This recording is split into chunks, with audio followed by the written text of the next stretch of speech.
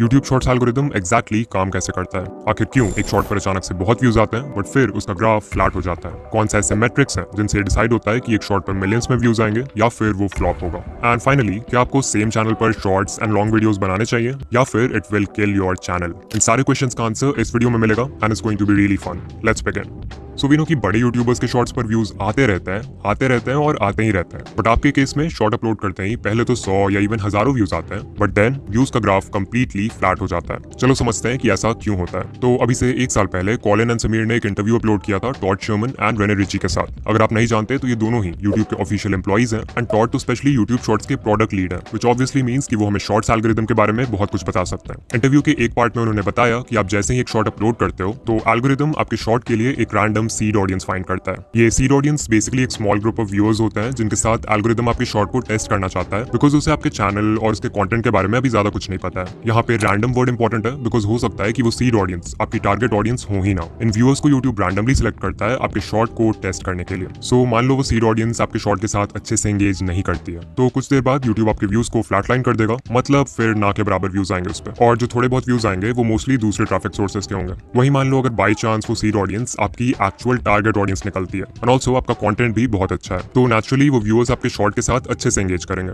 इससे फिर एल्गोरिदम को एक पॉजिटिव सिग्नल जाएगा एंड वो और व्यूअर्स को फाइंड करेगा जो कि सीड ऑडियंस से मैच करती है। अगर इन नए ग्रुप ऑफ व्यूअर्स ने भी आपके शॉर्ट के साथ पॉजिटिवली रिएक्ट किया तो फिर वो शॉर्ट और पुश होगा and basically this will keep on repeating. So अब आपको समझ आ रहा होगा कि शॉर्ट्स का एल्गोरिदम एग्जैक्टली काम कैसे करता है। ऑलमोस्ट हर शॉर्ट क्रिएटर का यही क्वेश्चन रहता है कि अगर हमारा शॉर्ट पहले अच्छा परफॉर्म कर रहा था तो फिर यूट्यूब ने उसके व्यूज एकदम से रोक क्यों दिया। यू हैव टू अंडरस्टैंड कि लॉन्ग वीडियोस और शॉर्ट वीडियोस के एल्गोरिदम्स ना ही सेम है और ना ही हो सकते हैं। In case of long form videos एक व्यू का मतलब होता है कि व्यूअर ने इंटेंशनली चूज किया था कि उन्हें वो वीडियो देखना है। हाउएवर शॉर्ट्स के केस में ऐसा नहीं होता क्योंकि यहाँ पर हमारे पास होता है शॉर्ट्स फीड जहाँ पे थंबनेल का कॉन्सेप्ट नहीं हो सकता। इसका मतलब अगर एल्गोरिदम को जानना है कि आपकी वीडियो अच्छी है या नहीं तो उसके पास सिर्फ एक ही रास्ता है और वो है एक initial group of random viewers को आपकी वीडियो दिखाना जिसे हम सीड ऑडियंस बोलते हैं। सो अगर ये एल्गोरिदम का कॉन्सेप्ट थोड़ा भी क्लियर है देन नेक्स्ट क्वेश्चन जो आपके मन में आएगा वो ये होगा कि कौन से इंपॉर्टेंट मेट्रिक्स हैं जिससे यूट्यूब डिसाइड करता है कि आपके शॉर्ट ने अच्छा परफॉर्म किया है और अब उससे सीड ऑडियंस के अलावा भी और लोगों को दिखाना है। लाइक लॉन्ग वीडियोस के केस में CTR होता है, EVD होता है, तो शॉर्ट्स के केस में हमें किन चीजों पर फोकस करना है। जो पहला मेट्रिक है उसे कहते हैं how many chose to view. Just like long videos में हमारे पास CTR होता है, शॉर्ट्स फीड में हमारे पास है how many chose to view metric, also known as viewed versus swiped away.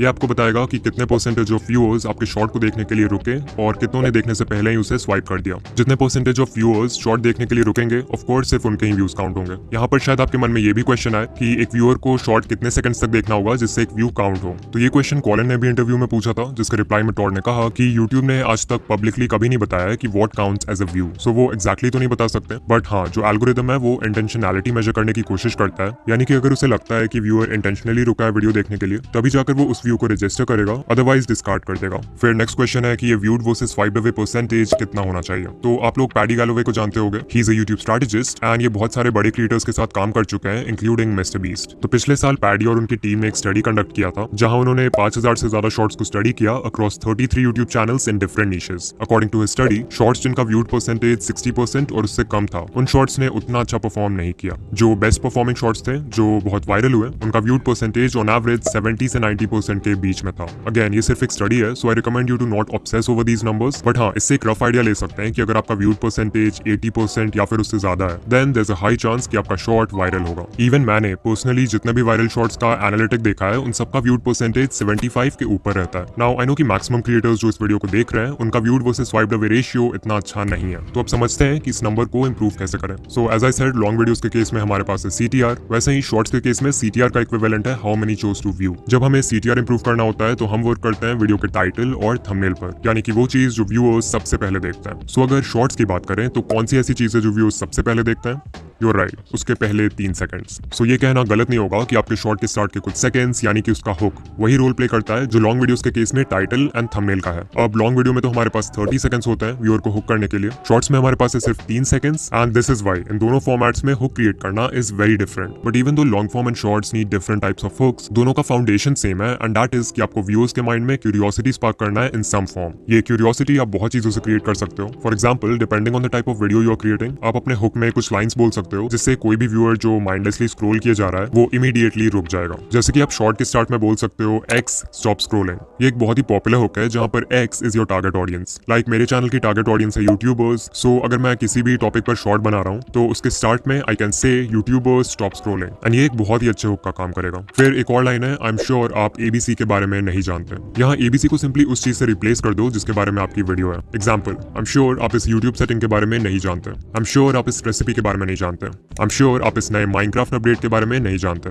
But जरूरी नहीं कि आप लोगों को कुछ बोल कर ही हुक करो, बिकॉज जितना पावरफुल एक लाइन होता है व्यूअर्स का अटेंशन ग्रैब करने के लिए, उतना ही पावरफुल होता है एक इंट्रीगिंग विजुअल। इस पेंटिंग शॉट को देखो, इसमें आर्टिस्ट ने कैनवस के ऊपर बहुत ही अनयूजुअल वे में कलर्स को पोर किया। बट शॉट में कुछ सेकंड्स और आगे जाओगे तो यू विल सी कि आर्टिस्ट ने पूरा कैनवस ब्लैक पेंट कर दिया। अब अगर आर्टिस्ट चाहता तो नॉर्मली भी कैनवस को पूरा ब्लैक पेंट कर सकता था, बट शॉट के फर्स्ट फ्रेम में कलर्स को ऐसे स्पेशल वे में रखने से व्यूअर्स के माइंड में क्यूरियोसिटी क्रिएट होती है कि ये पेंटिंग क्या है, आगे क्या बनने वाला है एंड सो ऑन, जिससे वो हुक हो जाता है। फिर कल ही शॉर्ट स्क्रॉल करते वक्त I came across this food channel. इसकी जो क्रिएटर है वो अपने ऑलमोस्ट हर शॉट को स्टार्ट करती हैं by tossing ingredients in the air and catching it. अब आई डोंट नो कि वो ये इंटेंशनली करती हैं या नहीं, but this is a great way to create a visual hook. लेकिन अगर आप सच में अपने शॉर्ट्स वायरल करना चाहते हो तो सिर्फ हुक क्रिएट करना is not enough. You also need a good audience retention. जब हम लॉन्ग वीडियोस बनाते हैं तो यूट्यूब का फोकस होता है वॉच टाइम पर, बिकॉज एल्गोरिथम चाहता है कि आपका कंटेंट ज्यादा से ज्यादा टाइम के लिए व्यूअर को प्लेटफॉर्म पर बनाए रखे। दैट्स व्हाई अगर कोई वीडियो मान लो 1 घंटे की है और एक एवरेज व्यूअर उसे सिर्फ 15 मिनट्स के लिए देख रहा है, तो भले ही उसका रिटेंशन बुरा है,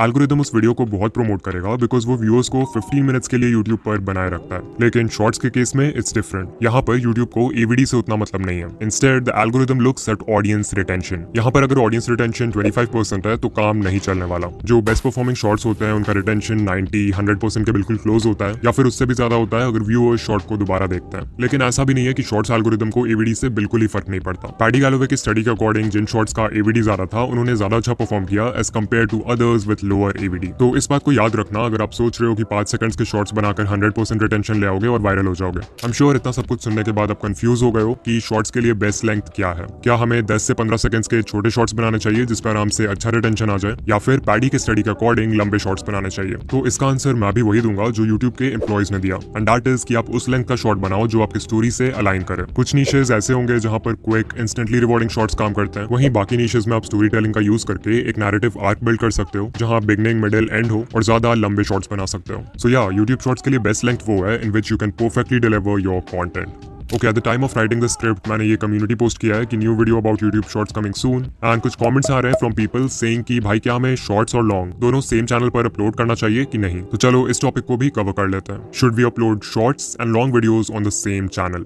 जब यूट्यूब देखता है कि कोई व्यूअर शॉर्ट्स फीड में आपके शॉर्ट्स को कंसिस्टेंटली एंजॉय कर रहा है तो एल्गोरिथम उस व्यूअर के होम पेज पे आपके लॉन्ग फॉर्म वीडियोस को भी दिखाने लगेगा। अब देखो, जरूरी नहीं कि जो व्यूअर्स आपके शॉर्ट्स देखते हैं उन्हें आपके लॉन्ग फॉर्म वीडियोस में भी इंटरेस्ट हो। इनफैक्ट मोस्ट केसेस में वो व्यूअर्स आपके लॉन्ग वीडियोस नहीं देखने वाले हैं बिकॉज शॉर्ट व्यूअर्स का अटेंशन स्पैन भी छोटा होता है एंड फुल लेंथ वीडियो से उन्हें वो क्विक डोपामिन हिट नहीं मिलेगा जिसकी उन्हें आदत है। And this is a problem because जब ये शॉर्ट व्यूअर्स आपके लॉन्ग वीडियोस पर क्लिक नहीं करेंगे तो उनका सीटीआर नेगेटिवली इफेक्ट होगा, या लेट्स से उन्होंने उस वीडियो पर क्लिक कर भी दिया तो वो बहुत ही जल्दी वीडियो बंद कर देंगे बिकॉज उन्हें इसकी आदत नहीं है। एग्जाम्पल के लिए आप इस चैनल को देखो, Jake Fellman, he has 23 million subscribers. जहां इनके शॉर्ट्स पर कंसिस्टेंटली मिलियंस ऑफ व्यूज आते हैं, लॉन्ग वीडियोस पर मुश्किल से 20 के व्यूज कंप्लीट हो पाते हैं। Another channel is Dan Rhodes with 26 million subscribers.